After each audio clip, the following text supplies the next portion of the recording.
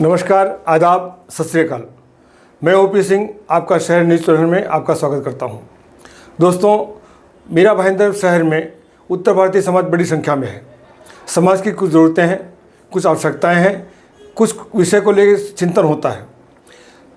उत्तर भारतीय समाज की दशा और दिशा, इस विषय को लेकर के समाज के ही कुछ राजनेताओं, समाज सेवकों और चिंतकों को मैंने स्टूडियो में आमंत्रित किया है और जानना चाहेंगे कि इस विषय को लेकर के उनके विचार क्या हैं, क्या वो शहर के लिए करना चाहते हैं और क्या आगे भविष्य होगा। आइए, आज के हमारे मेहमान से मैं आपको रूबरू कराता हूं और जानना चाहता हूं कि वो क्या करना चाहते हैं समाज को लेकर के। नमस्कार, आदाब, सत श्री अकाल। मैं ओपी सिंह आपका शहर में आपका स्वागत करता हूं। उत्तर भारतीय समाज की दिशा और दशा, इस विषय को लेकर के हम परिचर्चा करते आ रहे हैं।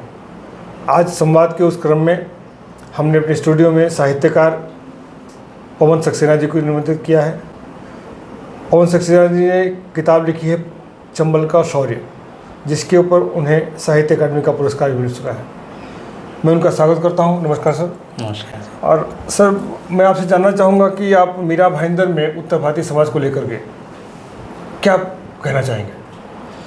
देखिए, सबसे पहले तो मैं आपका धन्यवाद अदा करूँगा कि और आपके जो अपना शहर जो अखबार है, जो विषय और जो YouTube चैनल है, जिस पे काफ़ी अच्छी तरीके से इस विषय के ऊपर चर्चा की जा रही है, ये बहुत ही अच्छी बात है समाज को जागृत करने के लिए।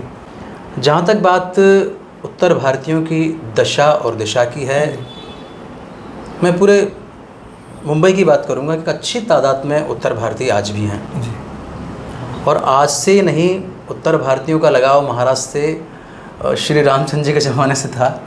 उस टाइम भी वो आए थे, जो नासिक है, नासिका से जो सुपर्णखा की नाक जो कटी थी, वो नासिक में कटी थी।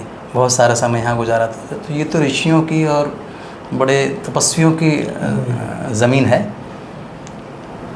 आज हालत कुछ ऐसी है, एक संख्या में होने के बावजूद एक अच्छी खासी तादाद उत्तर भारतीयों की हैं, उसके बावजूद न जाने क्यों उनको क्षमता, उनका उपयोग नहीं हो रहा है जो उनका उपयोग होना चाहिए। जो अलग अलग क्षेत्रों में, चाहे वो बिजनेस में ले लो, चाहे वो आजकल तो बिल्डिंग्स कंस्ट्रक्शन में भी उनका बड़ा नाम है, इतना सब, और पॉलिटिक्स में भी हैं, लेकिन उनका समुचित उपयोग नहीं हो पा रहा। कहीं ना कहीं वो दबाए जा रहे हैं, सही शब्दों में यही कहा जाए, दबाए जा रहे हैं जिनको वहाँ होना चाहिए था। एक टाइम था जब उत्तर भारतीय जब थे यहाँ पर, जब शुरुआत में आए थे, तो एक अलग उनकी वैल्यू थी, एक अलग मुकाम था उनका। अब वो मुकाम कैसे कम होता जा रहा है, क्या विखंडित होते जा रहे हैं, इसलिए क्या एकता की कमी है, इसलिए कुछ न कुछ तो कारण है, उस पर सोचना बहुत ज़रूरी है। जी, साहित्य जगत का भी काफ़ी योगदान रहा है। महाराष्ट्र की, मुंबई की, मीरा भाईंदर की चर्चा करें तो हर जगह पे साहित्यकार बड़ा योगदान दिया है यहाँ। बिल्कुल। साहित्य की दिशा में आप क्या कहना चाहेंगे? देखो सर, साहित्य की बात ये है तो साहित्य तो दर्पण होता है, जो समाज में एक छोटे स्तर पे दिखता है, उसको बड़ा करके, उसका विस्तार करके, और उसको ढंग कैसे बदला जाए, कैसे उसका रूप संवारा जाए, वो सब साहित्य करता है। और मीरा भाईंदर की बात है तो अस्थाना जी, धीरेन्द्र अस्थाना जी भी यहीं से वास्ता रखते हैं, संतोष श्रीवास्तव जो यहीं से, काफ़ी लोग मीरा भाईंदर ने दिए हैं। मीरा भाईंदर की मिट्टी ने वो सारी जो सुगंध थी उनको अपने अपने जन्मभूमि की, वो कर्म भूमि के रूप में उन्होंने यहाँ मीरा भाईंदर में अर्पित की है। तो ऐसी बात नहीं है, यहाँ पर साहित्य का काफ़ी गढ़ रहा है और अभी भी अच्छे लोग हैं यहाँ पर हो क्या रहा है, उस साहित्य को भी अब खुलकर समाज के लिए आना पड़ेगा, समाज के उत्थान के लिए आना पड़ेगा। केवल यहीं तक सीमित ना रहें कि हमने अपने लिख दिया है, हमने अपना आर्टिकल्स दे दिया, हमने अपना इंटरव्यू दे दिया, वहाँ तक सीमित ना हो। मैं ये नहीं कह रहा कि आप खुलकर पॉलिटिक्स में आइए, लेकिन पॉलिटिक्स में ना आने का मतलब ये नहीं कि थोड़ा तो आप मतलब उस चीज़ को देखें कि क्या गलत हो रहा है, क्या सही हो रहा है, क्योंकि आप आईना, एक आँख हैं, आप समाज की आँख है, तो आपकी जिम्मेदारी होती है। और वैसे भी 100 लोग वो जो बात नहीं बोल पाते, वो एक कलम के थ्रू चली जाती है। तो कलम की बड़ी महत्वता है इसमें। जी, मुंशी प्रेमचंद जैसे बड़े बड़े नाम हैं जिन्होंने समाज को एक दिशा दी है। जी, समाज में आज उनका उल्लेख लिया जाता है, समाज को क्या होना चाहिए उन्होंने दर्पण दिखाया, आज भी उसको फॉलो करते हैं लोग, अपने पाठ्यक्रम में भी शामिल हैं। जी, वो कहीं ना कहीं चूक हुई साहित्यकारों से यहाँ पे। सर हाँ, बिल्कुल चूक हुई है। संस्कार जो होते हैं, जो परवरिश के दौरान मिलते हैं, वो कहीं ना कहीं उसका असर साहित्य पे भी पड़ता है। साहित्यकार की परवरिश कैसी हुई है, किस माहौल में हुई है, इसमें ही, जैसे अब मैं वास्ता रखता हूँ ग्वालियर से, तो मैं चाहे कोई सी दुनिया में चला जाऊँ, लेकिन मुझे अपनी जो परवरिश हुई है मुझे पता है। नानी दादी, नाना दादा, जिनके नाना दादा दादी ये लोग होते हैं ना, उनको संस्कार बचपन में मिल जाते हैं। जो कि विडम्बना है कि अभी जो हमारे परिवार जो संयुक्त परिवार नहीं है, वो एकल परिवार होते जा रहे हैं। समाज का विखंडन का कारण कि ये भी है सर। जी हाँ। आपके पास रिश्ते नहीं हैं तो आप उन रिश्तों की महक कैसे समझेंगे? कई बार रक्षाबंधन पे कलाइयाँ सुनी रहती हैं लोगों की, बिल्कुल बिल्कुल, और फिर एक दिन याद रहता है कि बहन भी कोई होता है, बहन भी कोई रिश्ता है। जी जी। तो वो जब रिश्ता आपको पता नहीं होगा तो समाज के प्रति आपकी जिम्मेदारी भी तो नज़र नहीं आएगी। जी। और ये अगर कलाई पे आपका साल भर रहेगी तो आपको जो भी बाहर कोई लड़की, कोई औरत कोई भी दिखेगी तो लगेगा नहीं मेरे परिवार में भी कोई है, तो आपका दृष्टिकोण बदल जाएगा। जी। तो ये जो आस्थाएं हमारी, जो परंपराएं हमारी, जो हमारे परिवार में हमें बचपन से दी जाती हैं, इसका कारण, इसका असर पूरे समाज पर पड़ता है सर। और ये समाज कहीं ना कहीं विखंडित होने कारण, कहीं ना कहीं नीचे जाने कारण ये भी है। मैं बात एक धर्म की नहीं कर रहा, मैं सबकी कर रहा हूँ, हर उसकी कर रहा हूँ कि जो हमारी परिपाटी थी, सिस्टम थे, जो थी हमारी कार्यप्रणाली, वो आधुनिकता की दौड़ में कहीं ना कहीं पिछड़ गई है और हम बहुत आदमजात उसमें पहुँच गए हैं। सच बात तो ये। जी। अच्छा सर, उत्तर भारतीय समाज जो मीरा भाईंदर का है जी, शुरुआत से ही यहाँ पर आया जी, एक स्टील नगरी भी कहते हैं इसको। हाँ, भाईंदर का जो क्षेत्र है, यहाँ से 60% प्रोडक्ट ऑल इंडिया सप्लाई होते हैं। तो उसमें एक मजदूर तबका है, हाथ गाड़ी खींचने वाला है, वो बर्तनों को घिसने वाला है, वहाँ से लेके उनके जो कुछ व्यापारी हैं, ये तो एक व्यापारिक दृष्टिकोण से हो गया। शैक्षणिक क्षेत्र में भी काफ़ी लोग यहाँ पर आगे बढ़ के आए हैं। यहाँ जैसे तिवारी जी का जो बड़ा बहुत नाम है उनका। तो ये हर क्षेत्र में छोटे से लेकर बड़े तक है यहाँ पर जी। लेकिन समाज दिग्भ्रमित है, इसका क्या कारण सर? दिग्भ्रमित का कारण ये अति महत्वाकांक्षाएं हैं। लोग अति महत्वाकांक्षाएं होने की वजह से, हाईली एम्बिशियस होने की वजह से जो हमारे पास है ना, उसको भूल जाता है और कुछ और पाने के चक्कर में जो है उसका भी उपयोग नहीं कर पाता।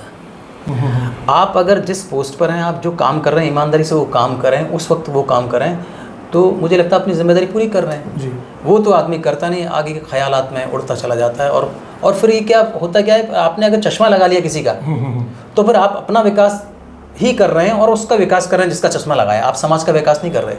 तो इसके लिए क्या संदेश देना चाहेंगे आप? सर, संदेश यही देना चाहेंगे कि हम अपनी पीढ़ी के लिए, अपने बच्चों के लिए, आने वाली पीढ़ी के लिए कुछ ऐसा निर्माण करें ताकि वो ये ना कहें कि आपने केवल वही किया जो आपको अपने लिए, अपने भविष्य के लिए नज़र आ रहा था, आपने समाज के लिए कुछ नहीं किया। तो वो समय आपका ना आए कि आपके अपने आप को इस बात के टोकें। तो आप वो कीजिए जिसमें सबकी भलाई हो, सबका कल्याण हो और आपस में सामंजस्य रहे। सबसे पहली बात तो कहीं पर भी कुछ ऐसी गलती ना हो कि अपने स्वार्थ के लिए आप ऐसा काम कर दें कि आपने बीज, देखो जो बीज बोते हैं वो 20 साल बाद, 15 साल बाद फल देता है सर। आप अभी गलती कर दो, आप नहीं, आपके बच्चे उसको भुगतेंगे, आपके अगली वाली जनरेशन भुगतेगी। तो मैं यही कहूँगा यहाँ के सामाजिक स्तर के लोगों से, राजनीतिक स्तर के लोगों से कि वो काम करें जिससे आने वाली पीढ़ी आपको याद रखे, आप याद किए जाएं, आप सचमुच ऐतिहासिक पुरुष बने। जी। समाज के एकजुट होने के लिए आप क्या संदेश कहना चाहेंगे?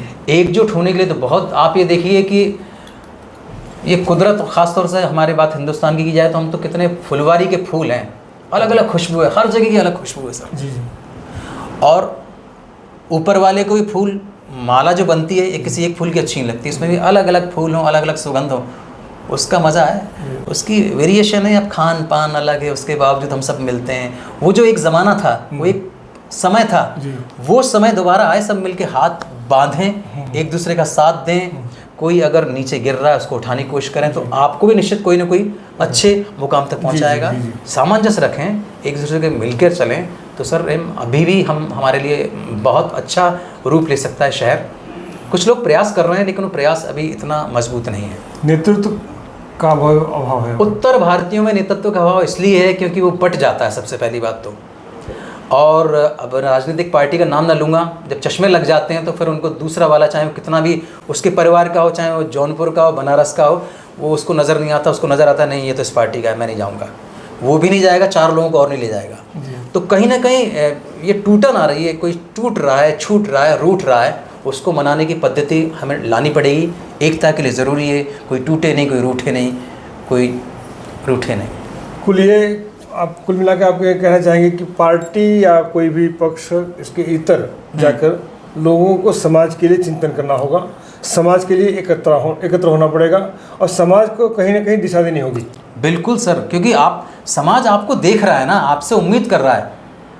आप अगर एक सोचने वाली बात है, अगर वार्ड स्तर पे अगर अपने आप नेता बनते हैं तो लोग आपसे उम्मीद करते हैं। अब आप उनकी उम्मीद पर तो खरे मत उतरो, लेकिन आप जिनके साथ चल रहे हो बस उनको पकड़ के चलो, तो कहीं ना कहीं गलत हो जाता है। उन लोगों से जो आपसे विश्वास करते हैं उनके साथ छल होता है, कपट होता है, वो गलत है। धन्यवाद पवन सक्सेना जी, आप यहाँ पधारे, हमारे विषय को लेकर के आपने चिंतन मंथन किया, उसका आपने अभिव्यक्ति की, अपने विचारों की, और कुछ ना कुछ संदेश दिया। सिंह साहब, वैसे मेरा ये क्षेत्र नहीं है, मेरा क्षेत्र साहित्य है, लेकिन फिर भी मैंने कहा ना, जागरूक होना चाहिए और चीज़ों को समझना बहुत ज़रूरी है इन चीज़ों। धन्यवाद सर। धन्यवाद।